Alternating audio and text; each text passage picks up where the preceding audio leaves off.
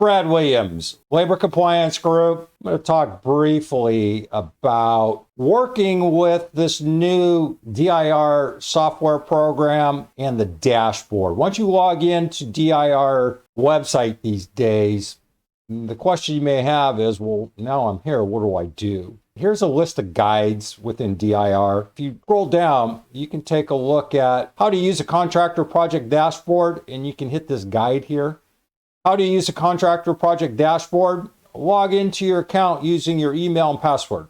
Then click on any of the highlighted fields to land on the pages with additional information. For example, you can click Manage Contractor Employees to see your list of employees, or request addition to a project team to join and submit ECPRs to a project. You can see right here, you have the different links and then request addition to a project team. My suggestion is you play around with this, familiarize yourself with the nuances as it relates to this new software program.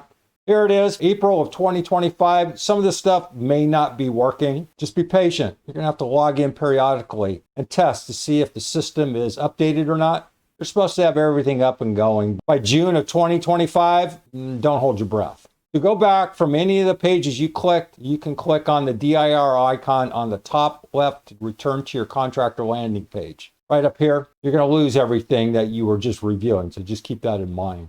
Depending on what browser you're using, you can refresh the page if you need to. You can also click on the links under My Projects to view specific project names or awarding bodies. You're going to have filters, and then you're going to have your project information stuff here.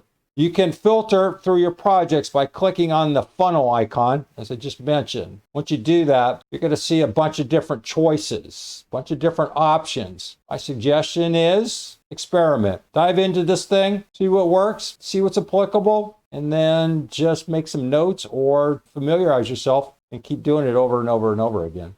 After entering the information you would like to filter for, click the Run button. What you're going to do here, here's your criteria. City is Oakland. Any projects you have in Oakland, California, it might show up, it might not.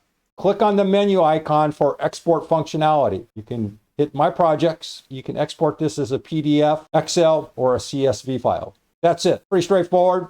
Again, this is one of those deals that with experience, you're going to be able to navigate this thing in a flash. Comment if you have any questions as it relates to how to use DIR's contractor project dashboard. Brad Williams, Labor Compliance Group. Thanks for watching. Hope that helped. See you soon.